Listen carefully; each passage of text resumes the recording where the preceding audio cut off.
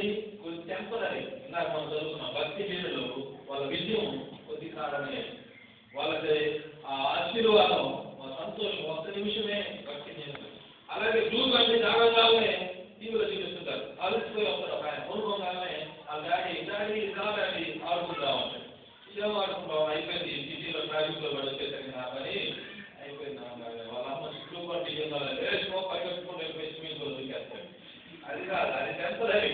కానీ యెహోవా బలము శాశ్వతమైనది. దేవుని స్తోత్రం, హల్లెలూయా. దేవుడిచ్చే బలము శాశ్వతమైనది. దేవుడిచ్చే బలం, అందుకే దేవుడు అంటే యెహోవా కొరకు ఎదురు చూసేవారు నూతన బలం, నూతన బలం. మనం కొన్నిసార్లు ప్రతి రెన్యువల్ చేపిస్తుంటాం, మనం ప్రతిదీ రెన్యువల్ చేపిస్తుంటాం, లైసెన్స్ రెన్యువల్ చేపిస్తుంటాం, మార్చి. అలాగే దేవుడు వాక్యం మనం చదువుతూ దేవుడి కొరకు మనం ఎదురు చూస్తే మనం ఎప్పటికప్పుడు రెన్యువల్ అయిపోతుంది, ఎప్పటికప్పుడు నూతన బలం నిర్వహిస్తాయి. పక్షివాది ఎవరో మనకు వస్తుంది, అలాగేగా ఎప్పుడు అలిసిపోన్నాం. చాలా మంది అంటుంటారు గాడి రక్తం దాకంటే నలుగు రాకుండా బయటకు వచ్చాను. గాడి రక్తం దాకంటే అనుకోవాలా చెప్పండి. గాడి రక్తం తాగితే అలా అలిసిపోకుండా దొంగలంతా గాడి రక్తం తాగుతున్నారు. అందుకని రైలుతో పాటు పరిగెత్తి రైలు వెళ్ళే రైలు ఎక్కేస్తుంటారు చెప్తుంటారు మా తాత చిన్నప్పుడు. అంటే మనం రైలుతో పాటు పరిగెత్తొచ్చా గాడి రక్తం ఆ రైలు బట్టి బస్సుగా వాళ్ళే బస్సులు పడుతున్నారు. కాబట్టి మనం అందరూ దేవుడు అలసిపోకుండా పరిగెత్తాలంటే దేవుని యొక్క శక్తి మనలో ఉండాలి. ఏదిగా పరిగెత్తుకుంటూ వెళ్ళాడు, ఒక్క రొట్టె తిని ఒక మాంసం ఒక ఎన్ని రోజులు పరిగెత్తాడు, 4 రోజులు. ఏదిగా అలాగే పిలుపు కూడా అది కూడా రథం మీద వెళ్తున్నాడు, వెళ్ళంటే పరిగెత్తుకుంటూ వెళ్ళి ఆ రథం దగ్గరికి వెళ్ళిపోయాడు. అంత బలం ఎవరిచ్చారు? బైబిల్లో చాలా మంది ఒక రాజుగారి ముందే దేవుని సేవలు వెళ్ళిపోయి అక్కడ ఉన్నాడు. అంటే అంత ఆ రథం కంటే ముందు దానికి అంత శక్తి, అంత బలం ఎవరిచ్చారు? దేవుడు ఇచ్చాడు. దేవుని స్తోత్రం, హల్లెలూయా, హల్లెలూయా. దేవుడు ఆ శక్తి ఆ బలం మనకి ఇచ్చాడని దేవుడు చెప్తున్నాడు. కాబట్టి దేవుడు ఇచ్చిన బలము అలయక పరిగెత్తుతారు, సొమ్మశిలక నడిచిపోతారు దేవుని రాజ్య ప్రయాణంలో. ఈ రోజు మనం ఎక్కడున్నామంటే మనిషి జీవితం ఎక్కడుంది? ప్రయాణంతో బాధపడింది. మనిషి జీవితం దేంతో బాధపడింది? జర్నీ, యాత్ర చేయ దినములు, ప్రయాణంలో ఉన్నాం. ఎక్కడికి? ఈ భూమి మీద నుంచి దేవుని రాజ్యం. మన గురి దేవుని రాజ్యం, మన స్టాపు దేవుని రాజ్యం. దేవుని రాజ్యం వెళ్ళకపోతే ఎక్కడికి వెళ్తాం? దేవుని రాజ్యం వచ్చినప్పుడు నిద్రపోతాం అనుకో, కుదిరేది కలిగేలాగా. ఆ దేవుని రాజ్యం వచ్చిందమ్మా, దేవుని రాజ్యం వచ్చి దగ్గర ఇంకా నిద్రపోతాం గొప్ప పెట్టి. అప్పుడు ఎక్కడ తిరుగుతాం? వెళ్ళి లాస్ట్ స్టాపు నరకమే. అందరు ఎత్తపడతారు, వీళ్ళు మాత్రం విడవబడతారు. విడవబడ్డానికి ఏముంటాయి? 7 సంవత్సరాలు ఏముంటాయి విడవబడ్డానికి? బిర్యానీలో 5 పేరు ఏముండవు అక్కడ, చాక్లెట్లు ఏముంటుంది. ఇందానికి తిండి లేక పావులను రెడ్డి నమ్ముతారంట అక్కడ. తర్వాత మనిషి నమ్ముకొని కరువు ఉంటుంది. ఏముంటుంది? ఎత్తపడ్డలు ఏం చేస్తారు చెప్పండి? తర్వాత రాజ్యం వచ్చింది, దగ్గర రంగాల్లో గడపకుండా లేచే పిల్లలందరూ ఏం చేస్తారు? 7 సంవత్సరాలు ఏం చేస్తారు? పెళ్లి విందు 7 సంవత్సరాలు ఏం చేస్తున్నారు? దేవుడు పెళ్లి విందు ఏర్పాటు చేస్తే ఎలా ఉంటాయి చెప్పండి? ఎన్ని రకాలు ఉంటాయి? పంచపక్ష పరిమాణాలు ఉంటాయా? పంచపక్ష పరిమాణాలు ఉంటాయా? దశపక్ష పరిమాణాలు ఉంటాయా? లేకపోతే 80 పక్ష పరిమాణాలు ఉంటాయా? లేకపోతే 100 పక్ష పరిమాణాలు ఉంటాయి? పరిమాణ సంగతి ఏమో కానీ నాకైతే మన్నా అనిపిస్తుంది. అక్కడ మన్నా ఉంటుంది, జీవవృక్ష ఫలాలు ఉంటాయి, జీవజలం ఉంటాయి. మన భాషలో చెప్పాలంటే అమృతం ఉంటుంది అక్కడ కదా, అమృతం ఉంటుంది. రకరకాల వంటలు. 7 సంవత్సరాల భోజనం అంటే ఎన్ని రకాలు ఉంటాయి చెప్పండి? మనం ఒక 7 రోజులు భోజనం పెట్టేసరికి మనం ఇల్లు వారి కలుపుకోవాల్సింది కదా. ఒక 7 రోజులు పెడితేనే ఇల్లు వారి కలుపుకుంటాం. అట్లాంటిది 7 సంవత్సరాలు భోజనం పెడతాడంటే దేవుడు ఎంతమందికి చెప్పండి? ఎంతమంది ఎస్టిమేషన్ అమ్మా భోజనాలు పెడుతున్నామంటే ఎంతమంది అమ్మా అంటే 30 మంది, 50 మంది, 100 మంది, 1000 మంది. కానీ దేవుడు భోజనాలు పెట్టి ఎంతమందికి? కోట్ల మందికి. ఎంతమందికి అండి?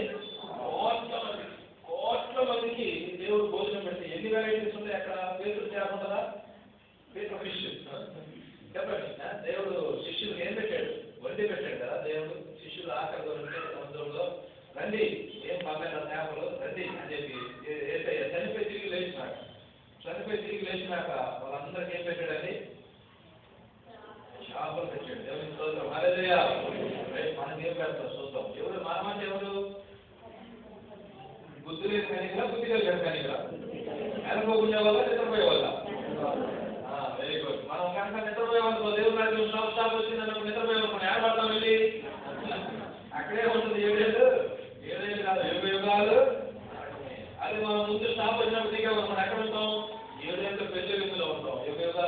వేలాదిలో ఉంటాం, 1000 ఏళ్ళ పరిపాలనలో ఉంటాం. దేవుని స్తోత్రం, హల్లెలూయా. కాబట్టి దేవుడు వెనుకగా ఉండండి, యెహోవా పరిస్థితులు చూడండి. అంతేగాని భర్త కోసం, భార్య కోసం, పిల్లల కోసం ఈ లోకంలో మనుషులు ఆశ్రయించుకుంటే యెహోవాను ఆశ్రయించుట మేలు అని దేవుడు చెప్తున్నాడు. ఇంకా మనం చూసినట్లయితే క్షేమాభివృద్ధిలో మన పాత్ర ఏంటి చూడండి. మనం గమనించినట్లయితే ఇస్సాకు అభివృద్ధి చూద్దాం. ఆదికాండము 26వ అధ్యాయం, ఆదికాండము 26వ అధ్యాయం 12వ వచనం చూద్దాం. ఇస్సాకు ఆ దేశమందున్నవాడై విత్తనము వేసి ఆ సంవత్సరం నూరంతర ఫలం పొందెను. యెహోవా అతన్ని ఆశీర్వదించెను గనుక ఆ మనుషుడు గొప్పవాడాయెను. అతడు మిక్కిలి గొప్పవాడగు వరకు క్రమక్రమముగా అభివృద్ధి పొందుచూ వచ్చెను. కొంచెం అభివృద్ధి పొందుచూ వచ్చెను. స్తోత్రం, హల్లెలూయా. ఇస్సాకు ఏ దేశమందు ఉన్నాడంట? ఇస్సాకు ఏ దేశమందు ఉన్నాడు? ఆ దేశమందు అన్నాడు. చెప్పండి, ఇస్సాకు ఏ దేశమందు ఉన్నాడు? అంటే అప్పుడు అది సొంత దేశమా, పరాయి దేశమా? చెప్పండి. ఆడపిల్ల అంటారు. ఏమంటారు? ఆడపిల్ల. ఎడతలు కాదు, ఆడపిల్ల. దేవుడు ఆడలో కూడా సమానంగా ఆస్తి ఇమ్మన్నాడా లేదా? ఎక్కడుంది బైబిల్లో? 5 ఆడపిల్లలు వేసి మా నాన్న ఆస్తిలో మాకు వాటాయండి అంటాడు. అంటే ఎక్కడ చెప్పండి?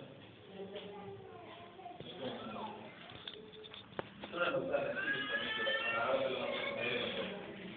సంఖ్యాకాండము 27వ అధ్యాయం మొదటి నుంచి చదువుతున్నాం.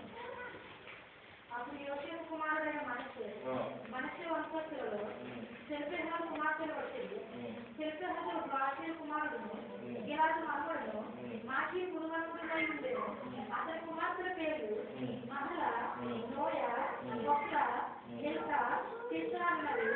వారి ప్రత్యక్ష పురాణం యొక్క ద్వారం వద్ద మోషే ఎదుటను, యాజకుడైన ఎలియాజరు ఎదుటను, ప్రధానుల ఎదుటను, సర్వ సమాజం ఎదుటను నిలిచి చెప్పినదేమనగా, మా తండ్రి అరణ్యంలో మరణమాయెను. అతడు కోరాహు సమూహంలో అనగా యెహోవాకు విరోధంగా కూడిన వారి సమూహంలో ఉండలేదు కానీ తన పాపమును బట్టి మృతి పొందెను. అతనికి కుమారులు కలగలేదు. అతనికి కుమారులు లేనంత మాత్రం చేత మా తండ్రి పేరు అతని వంశంలో నుండి మార్చుకోలేదా? మా తండ్రి సహోదరులతో పాటు స్వాస్థ్యంలో మాకు దయచేయమని. సమస్త సమాజం ప్రజలందరినీ నిలబెట్టి 5 ధైర్యం కలుగుతున్నారు. మా నాన్న చచ్చిపోయాడు, కోరతో ఉన్న వాళ్ళందరినీ దేవుడు చంపేశాడు. అయితే మా నాన్న ఏ తప్పు చేయలేదు కానీ, కోరతో కలిసి ఏ తప్పు చేయలేదు కానీ, మా నాన్న సొంతంగా తప్పు చేశాడు, పాపం చేశాడు. అందుకని ఆయన కూడా చచ్చిపోయాడు. ఇప్పుడు మా నాన్న చచ్చిపోయాడు కదా, మాకు అబ్బాయి దగ్గర మా ఆస్తంతా మా బాబాయ్ దగ్గర మా పెద్దనాన్న తీసుకుంటే మేము ఊరుకోము. ఆస్తంతా కూడా మా ఆడపిల్లలకి లేదు, అంత పెద్దనాన్న బాబాయ్ తీసుకుంటే మేము ఊరుకోము. మా ఆస్తి మాకు వాటా రావాలి అని అంటున్నారు. మోషే మంచి నాయకుడు, లక్షల మందిని పరిపాలించేవాడు. కానీ మోషే అన్నాడు, మీరు అడిగిన నా దగ్గర జవాబు నేను దేవుడిని అడుగుతాను, దేవుడు ఏం చేస్తాడు చూద్దాం అని చెప్పి మోషే ఏమడుగుతాడు చూద్దాం. అప్పుడు 5వ వచనం, అప్పుడు మోషే వారి కొరకు యెహోవా సన్నిధిని మనవి చేయగా యెహోవా మోషేకి ఇలా సెలవిచ్చాడు, సెలెహు కుమార్తెలు చేసిన ఇష్టము నిశ్చయంగా వారి తండ్రి సహోదరులతో పాటు భూస్వాస్థ్యంలో వారి ఆధీనం చేసి వారి తండ్రి స్వాస్థ్యంలో వారిని త్యాగ చేయవాలి. చూడండి, దేవుడు చెప్పిన లెక్క ప్రకారం పురుషులకి స్త్రీలకు కూడా ఏమైంది? సమానంగా వారు 5 ఆడపిల్లలు ఆస్తిలో సమానమైన వాటలు. అలాగే ఇక్కడ దేవుడు చెప్తున్నాడు, ఇస్సాకు విత్తనం వేశారు, విత్తనం వేసి 100 ఫలం పొందారు. ఏం ఫలం పొందారండి? 100 ఫలం పొందారు. ఎందుకంటే యెహోవా అతనిని ఆశీర్వదించాడు. యెహోవా ఏ దేశంలో? ఆ దేశంలో. ఆడపిల్ల అక్కడది, ఇక్కడ ఏం లేదు. నాది ఆ రాష్ట్రం, ఈ రాష్ట్రం, మీది ఆ రాష్ట్రం, మాది ఈ రాష్ట్రం, మీది ఆ దేశం, మాది